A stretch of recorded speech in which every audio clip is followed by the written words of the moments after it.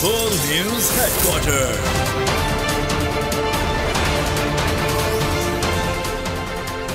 अस्सलाम वालेकुम। बोल न्यूज हेडक्वार्टर्स में आपको कहेंगे खुशामदीद। मैं हूं अरबाब जहांगीर और मैं हूं सहरेश जुहेब। हेडलाइंस आपने जानी, बुलेटिन का आगाज करेंगे और आज के बुलेटिन में आपको बताएंगे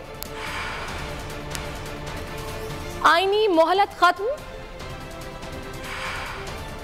शेड्यूल अब तक क्यों ना आया, तौहीन अदालत हो गई, कल से गैर आईनी दौर, एक और मिनी बजट, मरियम के इमरान पर वार, पीटीआई का टका सा जवाब और पीएसएल की धूम।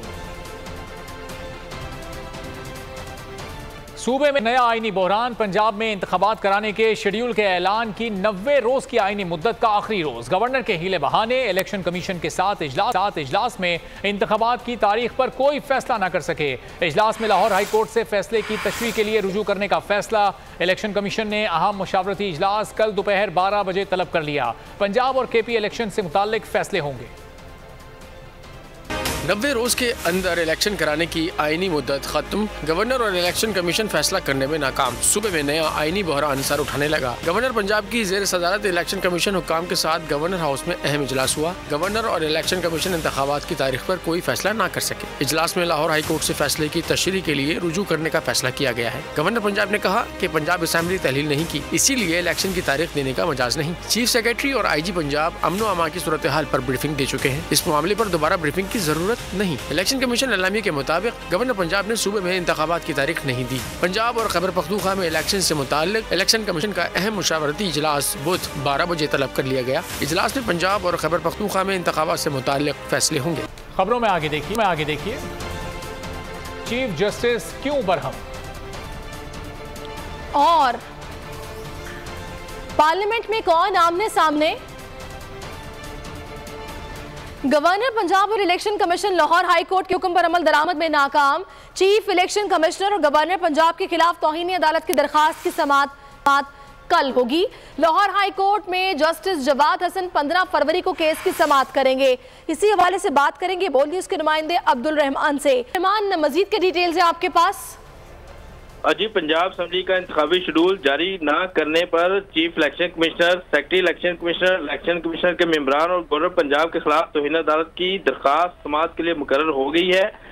लाहौर हाई कोर्ट के जस्टिस जवाद हसन जो है 15 फरवरी को इस केस की समाअत करेंगे। तौहीन अदालत की यह दरखास्त वोटर शबीर इस्माइल ने अपने वकील अजहर सिद्दीकी एडवोकेट के तवस्सुत से दायर कर रखी है, जबकि दरखास्त में यह मौक़िफ़ इख्तियार किया गया है कि लाहौर हाई कोर्ट ने इलेक्शन कमीशन को 90 रोज में इंतखाबात कराने का हुक्म दे रखा है, जबकि अदालती हुक्म पर अमल दरामद करने के बजाय वक्त गुजारी की जा रही है। जबकि 12 फरवरी को 12:10 पे जो अदालत की जानब से अमल दरामद के लिए जो वक्त दिया गया था वो खत्म हो चुका है। इलेक्शन कमीशन के लिए इलेक्शन शेड्यूल जारी करना आइन का तकाजा है, जबकि गवर्नर ने इंतखाबी तारीख देने से माजरत की है। इलेक्शन कमीशन भी आईनी जिम्मेदारी पूरी करने में नाकाम साबित हुआ है, जबकि गवर्नर ने भी अदालती हुक्म पर अमल दरामद नहीं किया। लिहाजा अदालती हुक्म नजरअंदाज करने पर बहुत रहमान। असद उमर ने इलेक्शन कमीशन से बड़ा मुतालबा कर दिया। कहा आज का दिन खत्म होने से पहले इलेक्शन की तारीख दी जाए। जुमेरात को केपी में भी इलेक्शन की तारीख दें। मुल्क में आईनी बहरान पैदा हो चुका है। जमान पार्क में मीडिया से गुफ्तगू में कहा, जो भी आइन शिकनी करे उस पर आर्टिकल 6 लगना चाहिए। इलेक्शन की तारीख देकर आइन से इनहराफ फौरी तौर पर खत्म किया जाए, फौरी तौर पर ऐलान किया जाए। और हमारा तो मुतालबा ये है कि आज का दिन खत्म होने से पहले ऐलान किया जाए। फौरी तौर पर इलेक्शन कमीशन जो है वो पंजाब के इलेक्शंस का और खैबर पख्तूनख्वा के इलेक्शंस का तो जिम्मेदारी गवर्नर के पास है, वहाँ गवर्नर ने करना है। तो कमेंट्स आए हैं, तबसरा आया है तब जजेस का, एक दिन उन्होंने सिर्फ और दिया है गवर्नर को। पाकिस्तान में आईनी बहरान पैदा हो चुका है। ये आइन के अंदर लिखा हुआ है कि जब आप आइन से इनहराफ करते हैं तो उसकी सजा जो है वो आर्टिकल 6 के अंदर है। वो आइन से इनहराफ जो है वो गद्दारी के बराबर है। इलेक्शन कमीशन जो है अपनी आईनी जिम्मेदारी पूरी नहीं कर रहा। आईनी माहिर ने तो कल ये कहा कि इसके ऊपर चीफ इलेक्शन कमिश्नर की गिरफ्तारी बनती है। केपी में इंतखाबात के शेड्यूल देने में ताखीर, पीटीआई की बरवक्त इंतखाबात की दरखास्त पर पेशावर हाई कोर्ट ने इलेक्शन कमीशन और गवर्नर से तहरीरी जवाब तलब कर लिया। जस्टिस इश्तियाक इब्राहिम और जस्टिस अरशद अली ने केस की समाअत की। पीटीआई रहनुमा आजम स्वाति, असद कैसर, शिबली फराज और शाह फरमान अदालत में पेश हुए। अदालत ने इस्तफसार किया कि गवर्नर ने जवाब जमा नहीं किया। गवर्नर हमें बता दें कि क्यों अभी तक तारीख नहीं दी। एडवोकेट जनरल ने कहा कि आइन के मुताबिक गवर्नर के पास तारीख देने का वक्त है। जस्टिस अरशद अली ने रिमार्क्स देते हुए कहा कि इस पर बाद में बात होगी, पहले तहरीरी जवाब दें कि पहले खत के जवाब में तारीख नहीं दी। शहबाज सरकार की पॉलिसियों का खौफ या कोई और हिकमत अमली। पीपल्स पार्टी ने ज़िमनी इंतखाबात में हिस्सा ना लेने का फैसला कर लिया। पीडीएम की जमातें पहले ही ज़िमनी इंतखाबात में हिस्सा ना लेने का ऐलान कर चुकी हैं। बड़ी हुकूमती जमातें मिलकर भी अकेली तहरीक इंसाफ का मुकाबला करने को तैयार नहीं। पीपल्स पार्टी ने भी ज़िमनी इंतखाबात के बॉयकॉट का फैसला कर लिया। पीपल्स पार्टी के पार्लियामेंटी बोर्ड का इजलास हुआ, जिसमें ज़िमनी इंतखाबात के बॉयकॉट पर पीपीपी के उम्मीदवारों को एतमाद में लिया गया। फिर इलेक्शन न लड़ने का फैसला हो गया। जराये के मुताबिक हतमी ऐलान बिलावल भुट्टो जरदारी खुद करेंगे। पीडीएम पहले ही ज़िमनी इंतखाबात न लड़ने का ऐलान कर चुकी है। 33 हलकों में ज़िमनी इंतखाबात 16 मार्च को होंगे। इससे पहले के ज़िमनी इंतखाबात में तमाम हुकूमती जमातें मुत्तहिद होकर भी तहरीक इंसाफ से बदतरीन शिकस्त खा चुकी हैं। वफाकी काबीना ने मिनी बजट की मंजूरी दे दी है। मिनी बजट के लिए कानून साजी का फैसला किया गया। मालियाती बिल में 170 अरब रुपए से जायद के टैक्सेस इक़दामात की तजवीज़ दी गई है। मजीद बात करेंगे अपने नुमाइंदे फहद चौधरी से। जी फहद। जी देखिए, वफाकी हुकूमत ने आयन पर 170 अरब रुपए से जायद के नए टैक्स नाफिज करने के लिए कानून साजी का फैसला किया है और मनी बिल की सूरत में बिल जो है कल कौमी असम्बली में पेश किया जाएगा और उसको सेनेट में भी ले किया जाएगा। चूंकि ये मालियाती बिल होगा, इसकी सेनेट से मंजूरी लाजमी नहीं होगी, सिर्फ सिफारिशात सेनेट की जानिब से भिजवाई जाएंगी।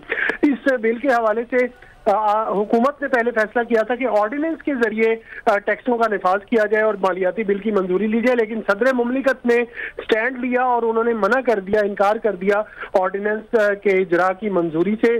चुनांचे हुकूमत इसको वफाकी काबीना में लेकर गई। काबीना ने इसको बिल की सूरत में मंजूर कर लिया है और ये मालियाती बिल के तहत टैक्सों के निफाज की मंजूरी दी गई है। इस बिल में तजवीज़ दी गई है और कल पार्लियामेंट कौमी असम्बली के इजलास में इसको पेश किया जाएगा मंजूरी के लिए और इस हवाले से हुकूमत ने जो है हिकमत अमली फाइनलाइज कर दी है। बहुत शुक्रिया फहद। अगर जनरल बाजवा सुपर किंग थे तो आप क्या थे? मरियम नवाज ने इमरान खान के बयान पर सवाल दाग दिया। आईनी खिलाफ वर्जियों से रोकने पर अदलिया पर भी बरस पड़ी। बोली इमरान खान पर अब अदलिया के घोड़े पर सवार होकर वापस आने की कोशिश कर रहे हैं। लाहौर में कारकुनों से खिताब में कहा, इमरान खान ने अमेरिका को बाइज्जत बरी कर दिया है। जो खत लहराते थे वो कहाँ गया? गुलामी नामंजूर के नारे और हकीकी आज़ादी का क्या हुआ? मरियम नवाज ने इल्ज़ाम लगाया कि इमरान खान साबिक आर्मी चीफ पर इल्ज़ामात लगाते हैं। इस्टेब्लिशमेंट ने इनसे हाथ खींच लिया, बल्कि तो अब अदलिया के घोड़े पे सवार होकर आने की कोशिश कर रहे हैं। इसको कोई ना कोई बैसाखियाँ चाहिए होती आने की। रजीम चेंज का जो बयानिया था उसमें आपने अमेरिका को बिल्कुल कल बाइज्जत बरी कर दी और वो जो जलसों में ख़त लहराते थे कि ये साइफर है, वो ख़त आपने कहा कि मैंने सुप्रीम कोर्ट में भी भेजा, किधर गया वो बयानिया? ने झूठ का नाम बयानिया रखा हुआ है आजकल। आपके पास ना कोई इकोनॉमिक प्लान है, सिर्फ गिराओ, जलाओ, मार दो, मर जाओ, जेल भर दो, ये है आपका एजेंडा। और आज कहता है कि कमर जावेद बाजवा साहब ने मेरे खिलाफ साजिश की। हुकूमत जाने के बाद भी प्रेसिडेंसी में छुप छुप के उनसे मिलते रहे। क्या बात कर रहे थे उनसे? जब उसको पता चला कि मेरी हुकूमत खत्म हो रही है तो ताहयात एक्सटेंशन देने के लिए उनके पास पहुंच गया कि आपको एक दफा तो मैं दे चुका हूँ एक्सटेंशन, दूसरी दफा आप ताहयात एक्सटेंशन ले लें। मरियम नवाज की अदलिया को मुतनाज़ बनाने की कोशिश, तहरीक इंसाफ नून लीग की रहनुमा पर बरस पड़ी। फवाद चौधरी ने कहा कि मरियम नवाज अदलिया के खिलाफ मुहिम की क़यादत कर रही हैं। आईनी इदारों के खिलाफ साजिश शुरू हो चुकी है। फवाद चौधरी ने कहा कि 13 जमाती सरकार अदालती अहकामात और आइन की धज्जियां उड़ा रही है। पंजाब और केपी के गवर्नर्स को भी हटाने का मुतालबा कर दिया। बोले सदर मुमलिकत को कार्रवाई करनी चाहिए क्योंकि अदालती अहकामात पर अमल नहीं हो रहा। यास्मीन राशिद ने मरियम नवाज को घर से निकलकर हक़ाइक़ जानने का मशवरा दे दिया। जो इलेक्शन कमीशन की हमायत कर रहे हैं वही अकाउंट आला अदलिया के जजेस का तमस्खुर उड़ा रहे हैं और यूं लगता है कि मरियम नवाज शरीफ इस कैंपेन को लीड कर रही है। इलेक्शन कराने का हाई कोर्ट का वाज़ेह हुक्म है, इस पर इम्प्लीमेंट नहीं हो रहा। इस्लामाबाद हाई कोर्ट ने कहा इस्लामाबाद के अंदर इलेक्शन करवाएं, वो फैसला रद्दी की टोकरी में चला गया। हम ये मुतालबा रखते हैं कि इलेक्शन कमिश्नर को और गवर्नर्स के खिलाफ आईनी कार्रवाई अमल में लाई जाए। आरिफ अलवी साहब से मेरी गुजारिश है, पंजाब के गवर्नर और खैबर पख्तूनख्वा के गवर्नर की रिमूवल के लिए जो आईनी जो प्रोसेस है उसका आगाज किया जाए। एडे शेर बब्बर है हो तो आओ ना इलेक्शन लड़ो, किसी ने मना किया था? खदशा पड़ा हुआ है ना कि पाकिस्तान के लोग तुम्हें वोट नहीं देंगे। मैं मरियम बीबी से कहती हूँ शादी घरों से बाहर निकल के देखो मेरा बच्चा, देखो दुनिया जो है किस तरह इस वक्त तुम्हारे खिलाफ है, तुम्हें पता चलेगा।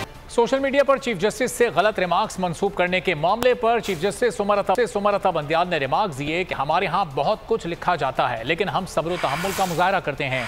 मेरे रिमार्क्स को इक़्तिबास से हटकर चलाया गया। हुकूमती वकील मखदूम अली खान ने मौक़िफ़ पेश किया कि सियासी नौयत के केसेस की समाअत के लिए कैमरों की इजाजत होनी चाहिए। सुप्रीम कोर्ट में नैब तरामीम केस की समाअत। सोशल मीडिया पर चीफ जस्टिस से मंसूब गलत रिमार्क्स का मामला ज़ेरे बहस आ गया। अटॉर्नी जनरल ने रोस्ट्रम पर आकर कहा, गुज़िश्ता समाअत पर आपके दिए गए रिमार्क्स को सोशल मीडिया पर गलत रिपोर्ट किया गया। मैं इसे फेक न्यूज तो नहीं कह सकता लेकिन इसके पीछे कोई एजेंडा जरूर था। साबिक वजीर आजम मोहम्मद खान जुनेजो से मुताल्लिक आपकी ऑब्जर्वेशन को गलत रंग दिया गया। चीफ जस्टिस ने रिमार्क्स दिए कि आपने जिम्मेदाराना किरदार अदा किया। मैंने भी कल देखा मेरे रिमार्क्स को इक़्तिबास से हटकर चलाया गया। हमारे बारे में बहुत कुछ लिखा जाता है लेकिन हम सब्र और तहम्मुल का मुजाहिरा करते हैं, कोई रद्द अमल नहीं देते। हुकूमती वकील मखदूम अली खान ने मौक़िफ़ पेश किया कि सियासी नौयत के केसेस की समाअत के लिए कैमरों की इजाजत होनी चाहिए ताकि सब कुछ अवाम के सामने रिकॉर्ड पर आ जाए। चीफ जस्टिस ने रिमार्क्स दिए कि ये मामला फुल कोर्ट में ज़ेरे बहस लाया जाएगा।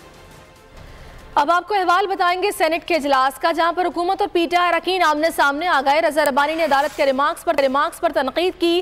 कहा अटॉर्नी जनरल को अदालत में पार्लियामेंट का दिफा करना चाहिए, जिस पर कायदे इस इख्तिलाफ शहजाद वसीम ने सुप्रीम कोर्ट के रिमार्क्स की हिमायत की।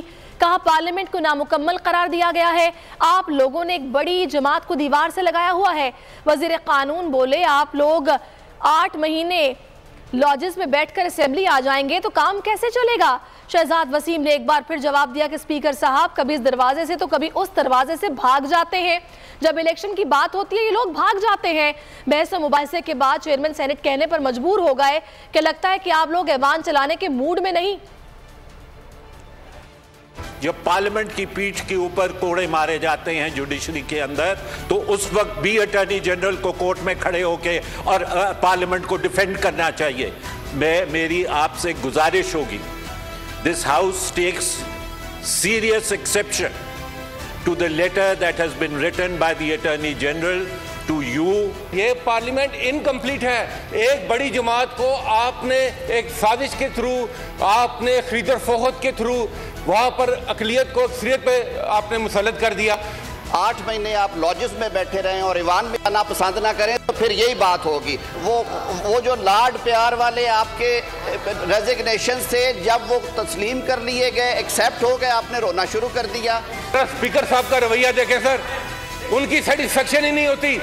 कभी वो इस दरवाजे से निकलते हैं, कभी उस दरवाजे से निकलते हैं। मुझे लगता है आप लोग सारे आज मूड में नहीं है सेशन चलाने के, लग रहा है मुझे।